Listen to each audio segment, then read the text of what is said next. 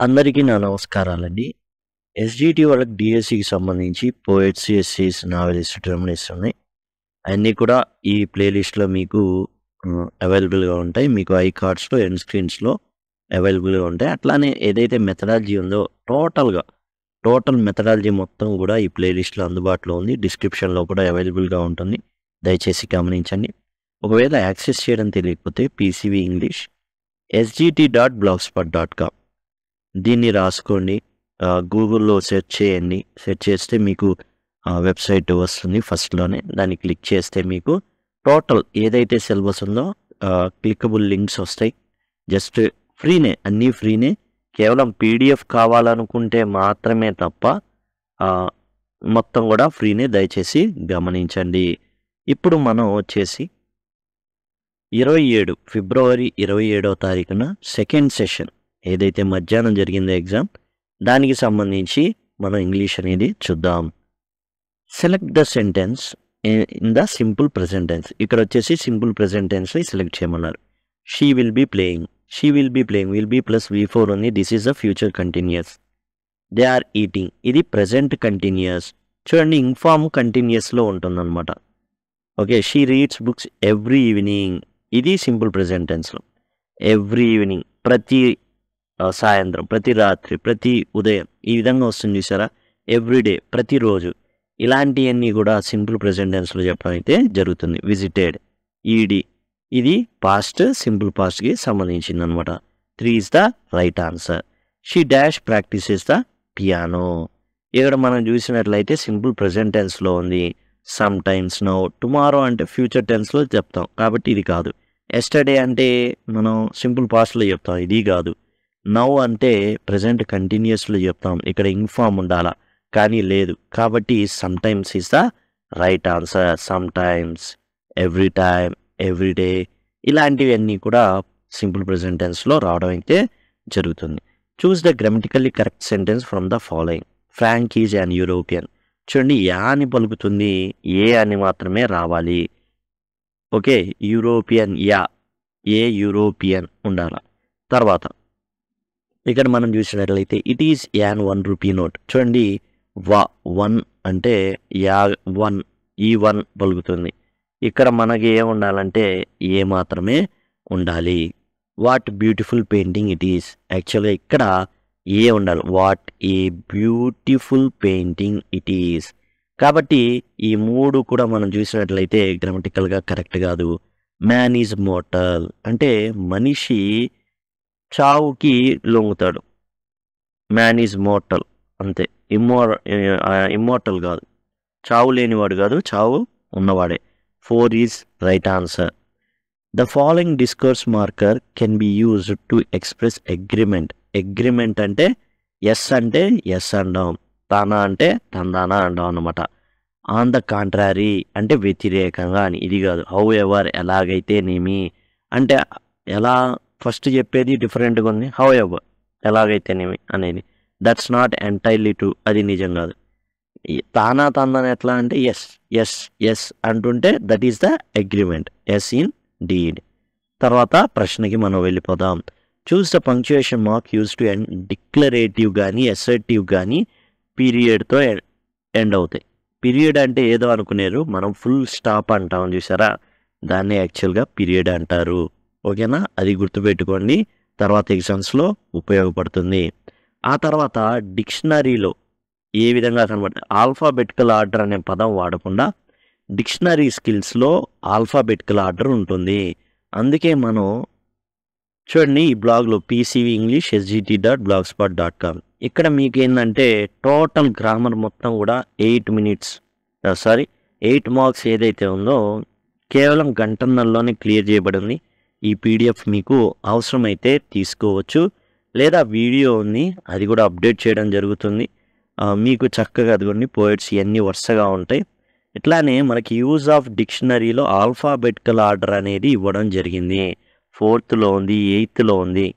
డిఎస్సికి సంబంధించి కూడా ఈ యూజ్ ఆఫ్ డిక్షనరీ అనేది ఉంది. ఇందులో వచ్చేసి ఏంటంటే డిక్షనరీ స్కిల్స్ అనేవి ఉంటాయి. అవన్నీ కూడా ఫస్ట్ నుంచి 10th క్లాస్ వరకు ఏవైతే ఉన్నాయో అవన్నీ కూడా డిస్కస్ చేయబడి మీకు చాలా చక్కగా ఉపయోగపడుతుంది. అట్లానే ఈ బ్లాగ్లో వచ్చేసి మీకు టోటల్ టాపిక్స్ మెథడాలజీకి సంబంధించి కానీ అన్నీ కూడా ఇవ్వడం అనేది జరిగింది. ఇక్కడ మనకి డిక్షనరీ వచ్చేసరికి చూడండి, ఎల్ఈజీ అన్నిట్లో ఎల్ఈజీలు ఉన్నాయి. కొట్టేస్తాం, ఎల్ఈజీలు కొట్టేస్తాం. ఎల్ఈజీ కొట్టేసి మనం ఏం చేస్తాం, ఇప్పుడు ఐ ఉంది, తర్వాత ఇక్కడేమో ఏ ఉంది, ఇక్కడేమో ఏ ఉంది, ఇక్కడేమో ఈ ఉంది. ఇప్పుడు ఏ ఉన్నది ముందు ఉంటుంది, ఎల్, ఏ తర్వాత సి ఉంది. ఎల్ వస్తుందా సి వస్తుందా ముందంటే సి వస్తుంది. సి ఉన్నది కరెక్ట్ ఆన్సర్ అవుతుంది. 2 చోట్ల ఉంది సి అనేది, కాబట్టి ఇది. తర్వాత ఏ తర్వాత సి ఉంది, ఏ తర్వాత ఎల్, బి ఉండాలి. 2 చోట్ల కూడా బి ఉంది. ఓకే, నెక్స్ట్ వచ్చేసి ఈ 2 అయిపోయినాయి, ఏ ఉన్నాయి. ఇప్పుడు లెజెండ్ ఈ వస్తుందా ఐ వస్తుందా అంటే ఈ వస్తుంది, డి ఉండాలి, కాబట్టి ఇది. తర్వాత ఐ అనేది ఈ, తర్వాత ఎఫ్జిహెచ్ఐ లెజిబుల్ ఏ అనేది చివరి వస్తుంది, కాబట్టి 1 right answer. Identify the link that indicates cause and effect. Reason ఉంటుంది, రిజల్ట్ ఉంటుంది. అలాంటిది ఏదో చూడమంటున్నారు. సిమిలర్లీ అదేవిధంగా, హెన్స్ కాబట్టి, నెవర్దలెస్ అయినప్పటికీ, కాజు ఎఫెక్ట్ కావాలి ఫస్ట్ ముందు. ఇన్స్ట్రక్షన్స్ ఇచ్చేటప్పుడు ఫస్ట్, సెకండ్, థర్డ్ ఇట్లా చేయాలని చెప్పడం జరుగుతుంది. కాజ్ అండ్ ఎఫెక్ట్ కాదు ఇది. సిమిలర్లీ అంటే అదే విధంగా అనేసి, అంటే ఏదైతే ఉందో అదే ఇక ముందు కూడా కొనసాగుతుంది అదే విధంగా అనేసి. హెన్స్ అంటే ఏంటంటే ఇట్లా ఉంది కాబట్టి ఇలా, కాజు దాని ఎఫెక్టు అంటే, కాజ్ అంటే కారణం, దానికి ఒక ఫలితం ఉంటుంది, ఒక కారణానికి ఒక ఫలితం ఉంటుంది. జ్వరం వచ్చింది, కారణం, ఫలితం ఏంది, బడికి రాల. హెన్స్ అనేది రైట్ ఆన్సర్ అవుతుంది. నెవర్దలెస్ అయినప్పటికీ అంటే యాంటీ రిజల్ట్ ఉంటుంది. Okay, next identify the complex sentence. Complex సెంటెన్స్కి ఏంటి, సబార్డినేట్ కంజంక్షన్ అనేది ఉండాలి. సబార్డినేట్ కంజంక్షన్ ఉంటే కాంప్లెక్స్ సెంటెన్స్ అవుతుంది. ఇప్పుడు మనం చూడండి, she could not go to the party, because అనేది సబార్డినేట్ కంజంక్షన్. సార్ సబార్డినేట్ కంజంక్షన్ని ఎలా మీరు తెలుసుకున్నారు అంటే, నాకు కోఆర్డినేట్ కంజంక్షన్స్ తెలుసు, ఫ్యాన్ బాయ్స్. ఆ ఫ్యాన్ బాయ్స్ మినహాయించి ఏదైతే వస్తుందో మోస్ట్లీ ఏంటంటే అది subordinate conjunction. Sir subordinate coordinate conjunctions కాకుండా ఏమైనా ఉంటాయంటే కొరిలేటివ్ కంజంక్షన్స్ అని ఉంటాయి. అవి జంటలుగా వస్తాయి. ఎయిదర్ ఆరు, నెయిదర్ ఆరు, బోత్, ఇట్లా అవి ఏంటంటే కొరిలేటివ్ కంజంక్షన్స్ జంటలుగా వస్తాయి. కాబట్టి ఈజీ నాకు కనుక్కోవడం. నాకు ఏంటంటే ఇప్పుడు ఈ 2 ఫస్ట్ ఉన్నటువంటి కోఆర్డినేట్ కంజంక్షన్, కోరిలేటివ్ కంజంక్షన్ 2 తెలుసు కాబట్టి మిగతా అన్ని సబార్డినేట్ కంజంక్షన్స్ అవుతాయి. బికాజ్ అనేది సబార్డినేట్ కంజంక్షన్. ఇప్పుడు ఇక్కడ ఒక మెయిన్ క్లాజు, ఒక సబార్డినేట్ క్లాజ్ ఫామ్ అవుతుంది కాబట్టి దట్ ఈస్ ద కాంప్లెక్స్. ఇది ఏంటి, షీ డ్యాన్స్ గ్రేస్ఫుల్లీ అని సింపుల్ అవుతుంది. She exercise every morning simple అవుతుంది. They take the bus to work అనేది సింపుల్ అవుతుంది. ఎందుకని, ఎటువంటి సబార్డినేట్ కంజంక్షన్స్ లేవు కాబట్టి ఈ 3 కూడా సింపుల్ సెంటెన్స్లు అవుతాయి. Her happiness was contagious. తన యొక్క ఆనందం ఏదైతే ఉందో అంటురోగంలాగా అందరికీ, తాను నవ్వితే అందరు నవ్వుతారు అట్లా అనమాట. హ్యాపీనెస్ అనేది ఏంటి, parts of speech. A parts of speech మనకి టెక్స్ట్ బుక్లో, జనరల్గా టెక్స్ట్ బుక్లో ఇండైరెక్ట్ నెస్ అని ఎప్పుడైతే వాడతామో నౌన్ అండి. నెస్ అనేది ఎప్పుడైతే వాడతామో noun. Happiness, choose the parts of speech అన్నారు, అండ్ నౌన్ అనేది హ్యాపీనెస్ అనేది నౌన్ అవుతుంది. Select the conjunction that represents a choice between 2 options. చూడండి, ఒక కంజంక్షన్ ఉంది అంటున్నాడు, చాయిస్ ఇచ్చింది, ఇది లేక అది. చాయిస్ అంటే ఇది లేక అది అంటే ఏముంది అక్కడ, ఆర్ అనేది చాయిస్ ఇస్తుంది, ఇది లేక అది అనేసి. Choose the phrasal web that means to completely deplete the supply of something. ఇక్కడ ఏంటంటే మనకి పూర్తిగా అయిపోవడం అనే దాంతో మ్యాచ్ అయ్యేటటువంటి ఫ్రేజల్ వెబ్ని కనుక్కోమని. టేక్ ఓవర్ అంటే ఒక కంపెనీని కొనేయడం. పుట్ ఆఫ్ అంటే వాయిదా వేయడం. కమ్ అక్రాస్ అంటే తటస్థించడం, అనుకోకుండా కలవడం. రన్ అవుట్ ఆఫ్ అంటే అయిపోవడం. పెట్రోల్ అయిపోయింది, బియ్యం అయిపోయినాయి, రన్ అవుట్ ఆఫ్. ఓకేనా, ఇదనమాట. Completely deplete the supply of something, అయిపోవడం. Choose the type of sentence that expresses a direct command or instruction. Direct commands దేంట్లో ఇవ్వడం జరుగుతుంది. డిక్లరేటివ్ సెంటెన్స్ అనేది passing the information.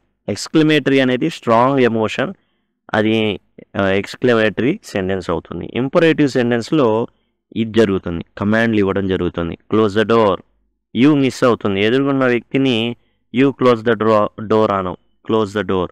Interrogative sentence ఇది వచ్చేసి క్వశ్చన్స్, ఇంటరాగేట్ చేయడం. ఇక్కడ మనం చూసుకుంటే 3 రైట్ ఆన్సర్ అవుతుంది. Don't waste time, the teacher said to the students. Teacher ఏం చెప్పారంటే సమయాన్ని వృధా చేయొద్దు. ఇది ఇండైరెక్ట్ స్పీచ్లో రాయమని చెప్పడం అయితే జరిగింది. ద టీచర్ అన్నిటికీ అడ్వైజ్ ఆస్క్డ్ కాదు, ఆస్క్ అంటే అడగడం. ఇక్కడ చెప్పారు అడగల, కాబట్టి ఎలిమినేషన్ ప్రాసెస్లో 4 వెళ్ళిపోయింది. డోంట్ కాస్త నాట్ టు అవుతుందని. The teacher advise the student not to waste time. ఇక్కడ చూద్దాం, the teacher advise the student, don't waste ఇక్కడ ఉన్నదే రాయడం జరిగింది, ఇది తప్పు. టు నాట్ అని రాయడం అది తప్పు, నాట్ టు రావాలని. డోంట్ కాస్త నాట్ టుగా మారుతుంది, అది గుర్తుపెట్టుకోండి. 1 right answer. 3/5 of all money dash already been spend. డబ్బులో 3/4 వంతు ఏమైపోయింది, ఖర్చు అయిపోయింది. దీన్ని హ్యావ్ వాడతారా హ్యాస్ వాడతారా అంటే 3/5 of all money has already been spent. Have రాదు, హ్యాస్ వస్తుంది.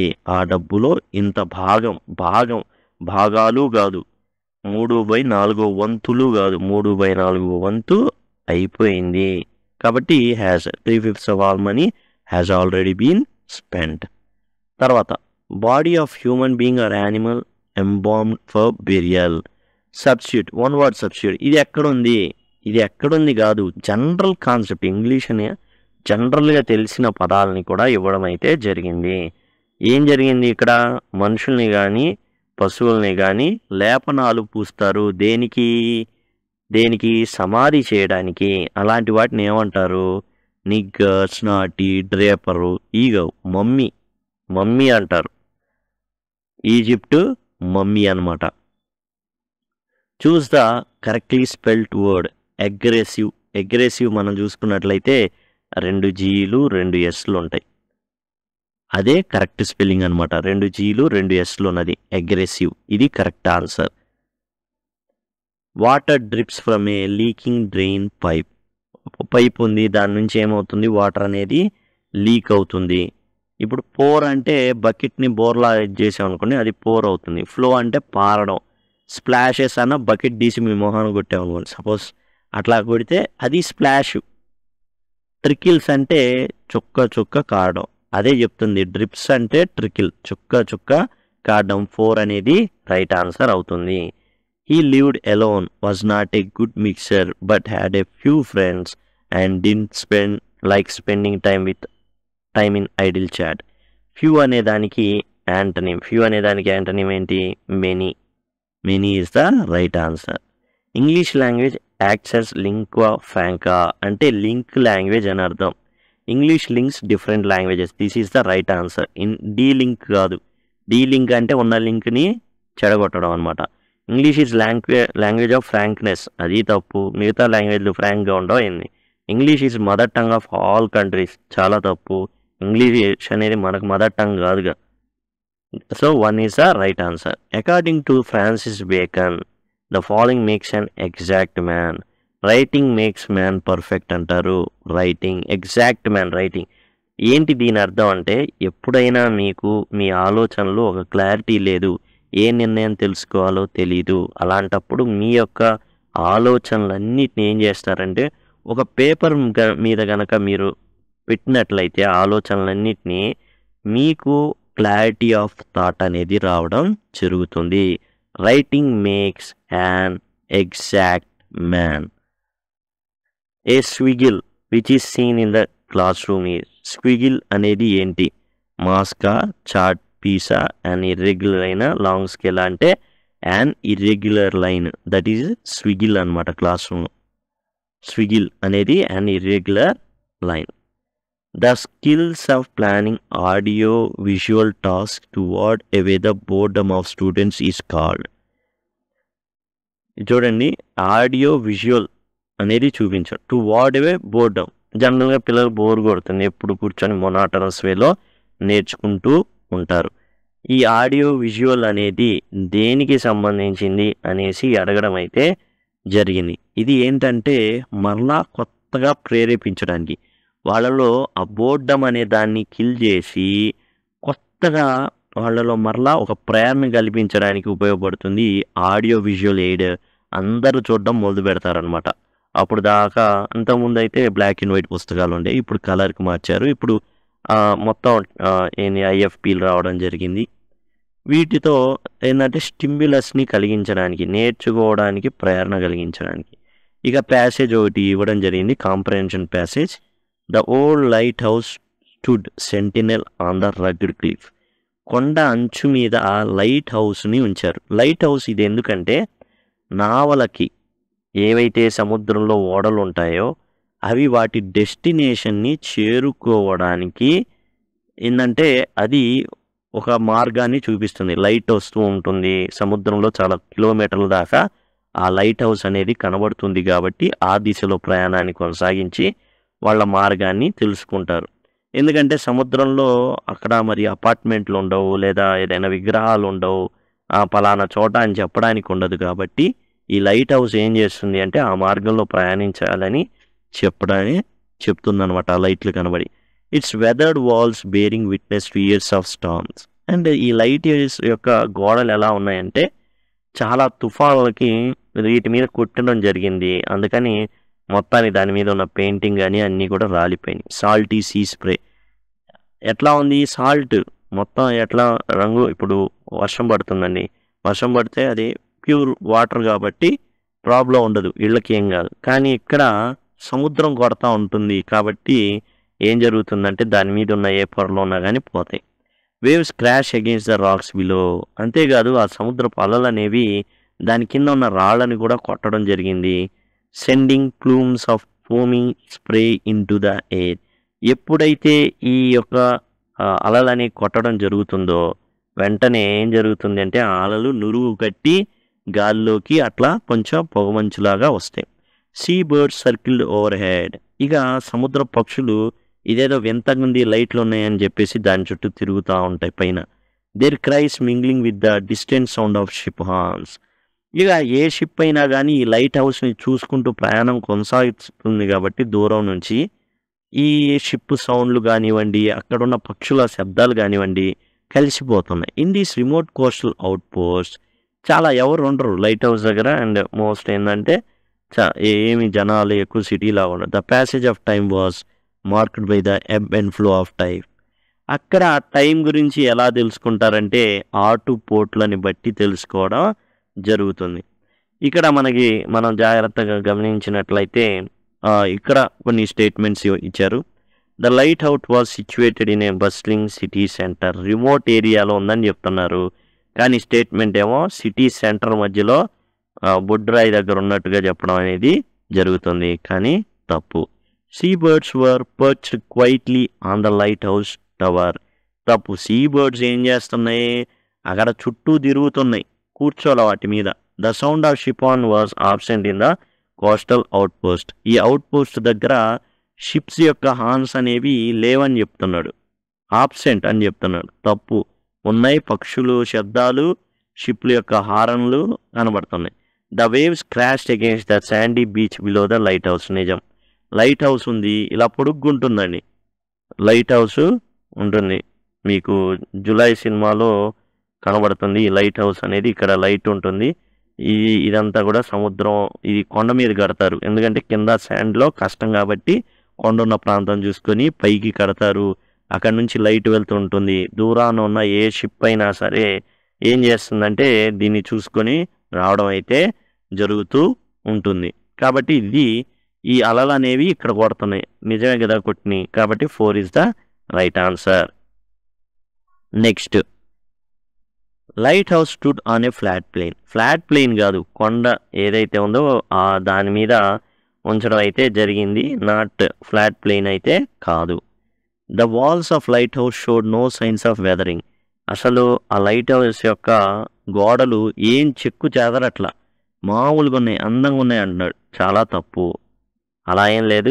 అవి ఏంటంటే తుఫాన్లకి యాజ్ వెల్ యాజ్ ఏదైతే ఆ సముద్రపు నీళ్లు ఉన్నాయో అవి తగిలేసి ఏమవుతుంది, వెదరింగ్ అయితే ఉంది. Sea birds were absent from the coastal area. Sea birds అన్నీ కూడా ఆ లైట్ హౌస్ చుట్టూ తిరుగుతున్నాయని చెప్పారు. The passage of time was marked by the movement of the tide. నిజం. ఆటుపోట్లను బట్టి అక్కడ సమయం అనేది క్యాలిక్యులేట్ చేయబడుతుంది. ఇన్ని ఆటలు వచ్చినాయి, ఇన్ని పోట్లు వచ్చేసాయి అనేసి. ఆటుపోట్లు అనేవి చాలా ఇంపార్టెంట్ అండి సముద్ర తీరాల్లో. ఎందుకంటే షిప్పు సముద్ర తీరానికి రావడం ఆటుపోట్ని బట్టి నిర్ణయించబడుతుంది. కాబట్టి 4 right answer. CJ Datsun belongs to. Datsun అనే వ్యక్తి ఏ యూనివర్సిటీకి చెందినవాడు అనేసి అడగడం అయితే జరిగింది. వేల్స్ యూనివర్సిటీకి చెందినవాడు. ఎవరు ఈ సిజే డాట్సన్ అంటే బైలింగ్వల్ మెథడ్ని ప్రపోజ్ చేసినటువంటి వ్యక్తి సిజే డాట్సన్. ఏంటి బైలింగ్వల్ మెథడ్ అంటే డైరెక్ట్ మెథడ్ని ఏం చేస్తున్నారంటే వేరే దేశాల్లో కూడా ఇంపోజ్ చేస్తున్నారు. ఈ డైరెక్ట్ మెథడ్ వల్ల ఏంటంటే డైరెక్ట్ థాట్ ప్రాసెస్ అనేది జనరేట్ అవుతుంది. అయితే ఇక్కడ ఏం జరుగుతుంది అంటే ఈ డైరెక్ట్ మెథడ్ వల్ల టైం వేస్ట్ అనేది ఎక్కువ. ఎలా అంటే ఇప్పుడు పిల్లవాడికి క్యాట్ అని చెప్పాలి, పిల్లి అని చెప్తే సరిపోతుంది అంతవరకు. అలా చెప్పకుండా పిల్లి బొమ్మ అయినా చూపించాలా, పిల్లిలైనా చూపించాలా, ఈ రెండు కూడా టైం కన్జ్యూమింగ్ ప్రాసెస్. ఎందుకంటే ఓ ఫోటో తీసి చెప్పాలా, లేదా దీర్ఘంగా చెప్పాలి. Do you know in your house how which animals Rome, tell me. Dog అంటాడు, అనదర్ అనుకుంటా కూర్చోవాలా. టైం కన్జ్యూమింగ్ ప్రాసెస్ అనమాట. కాబట్టి ఏం చెప్పాడంటే ఇతను బైలింగ్వల్ దాంట్లో పిల్లవాడికి మాతృభాషలో అప్పుడప్పుడు ఏం చేయొచ్చు, ఇలాంటి వాటికి మీరు మీనింగ్స్ చెప్పండి, దాంతో ఏమవుతుంది టైం కన్జ్యూమ్ అనేది అవ్వదు అనేసి చెప్పడం అయితే జరిగింది C J Dodson through bilingual approach ద్వారా. Silent way is known as. ఏంటి సైలెంట్ వే అనేది ఏంటి అనేసి అడగడం అయితే జరిగింది. అదేంటంటే ఆల్టర్నేటివ్ లాంగ్వేజ్ టీచింగ్ మెథడ్ అనమాట ఇది సైలెంట్ వే అనేది. The conduct of student depends dash his teacher. Upon, upon off, upon out, upon off, ఈ మూడు తప్పే. ఇన్ని రెండు మిక్సింగ్లు ఉండవు ఫ్రేజెస్ ఈ ప్రిపోజిషన్స్లో. ప్రిపోజిషన్ ఫ్రేజెస్ డిఫరెంట్, ఇవన్నీ కూడా అసలు లేనివి ఊరక ఇచ్చారనమాట. అపాన్ అనేది correct. The conduct of teacher student depends upon he's teacher. ప్రవర్తన అనేది టీచర్ని బట్టి మారుతూ ఉంటుంది. And independent class can work. Independent class అనేది ఎలా పనిచేస్తుంది? Alone as a complete sentence. Independent class ఒక సెంటెన్స్ లాగా పనిచేస్తుంది, కరెక్ట్. యాజ్ డిపెండెంట్ క్లాస్ కాదు, డిపెండెంట్ క్లాస్గా పనిచేయదండి. ఇండిపెండెంట్ క్లాస్ అంటుంటే మళ్ళీ డిపెండెంట్ క్లాస్ అంటాడేంది, కుదరని పని. ఎందుకని ఆడే అంటున్నాడు ఇండిపెండెంట్, మళ్ళీ డిపెండెంట్ ఎలా అవుతుంది? నాన్ ఫైనిట్ క్లాజు కాదు, ఒక కంప్లీట్ సెంటెన్స్గా పనిచేస్తుంది ఇండిపెండెంట్ క్లాస్ అనేది. As a conjunction to join 2 or more sentences. Independent class అనేది కంజంక్షన్ కాదు, కంజంక్షన్లో కోఆర్డినేట్ ఇవన్నీ చాలా ఉన్నాయి, అండ్ ఇవన్నీ పదాలు, క్లాజులు కాదు, క్లాజులు ఏం మిక్స్ చేయవు. కాబట్టి ఇది కూడా కాదు. And 1 is the right answer. Next మనం చూసినట్లయితే use to is use for indicating past habits. I use to swim. నేను ఈత వేసేవాడిని ఎక్కడ చెరువులో, ఇప్పుడు ఎట్లా, ఎందుకని లేవు కాబట్టి. Use to is use for indicating past habits. Future actions కాదు, పొలైట్ రిక్వెస్ట్లు కాదు, ప్లీజ్ అని వాడతా, కండిషనల్ స్టేట్మెంట్స్ కాదు, ఇఫ్లు. They visited the Louvre museum in Paris. ఇక్కడ ఏంది జనరల్గా చూడండి, మనం ఇక్కడ పేరుంది లోవర్ సంథింగ్, ఇది కరెక్ట్ ప్రొనౌన్సియేషన్ కాదు, బట్ ఇక్కడ they visited the Louvre museum in Paris. American ఇంగ్లీష్లో ఒకలాగా సమ్ డిఫరెన్స్ ఉంటుంది. They visited the Louvre museum in Paris. ఇక్కడ ఏంటంటే జనరల్గా ఇది పేరు, ఈ పేరుకి మనం ముందే చెప్పుకున్నాం ఏంటంటే ప్రాపర్ నౌన్స్కి ముందు డెఫినెట్ ఆర్టికల్స్ అనేవి ఉండకూడదు, ప్రాపర్ నౌన్స్ ముందు. ఇప్పుడు దీని నుంచి అడగడం అయితే మనకు జరిగిందనమాట. Article should be omitted. ఒమిటెడా, ఇక్కడ ఆర్టికల్ వాడకూడదా అంటే వాడొచ్చు. ఎందుకు వాడచ్చు? Famous buildings, museums, art constructions ఏవైతే చేసి ఉంటారో వాటికి ఈ ప్రాపర్ నౌన్ అయినప్పటికీ కూడా మనం ఈ మ్యూజియంస్ కానీ పెద్ద పెద్ద కన్స్ట్రక్టెడ్ బిల్డింగ్స్ ఏవైతే ఉంటాయో, అఫీషియల్ మాన్యుమెంట్స్ ఏవైతే ఉంటాయో వాటికి, మ్యూజియం లాంటి వాటికి మనం ఆర్టికల్ అనేది వాడచ్చు. ఏ ఉండాలా? కాదు. యాను ఎలా కుదిరిద్ది? కుదరదు. ద ఆర్టికల్ యూజ్డ్ కరెక్ట్లీ, ఇది రైట్ అవుతుంది. ఇదండి టోటల్గా. అండ్ మీకు బ్లాగ్ కానివ్వండి, ఇక్కడ ఐ కార్డ్స్ కానివ్వండి, ఎండ్ స్క్రీన్స్ కానివ్వండి చక్కగా ఉపయోగపడతాయి. దయచేసి గమనించండి. Thank you. Thanks a lot.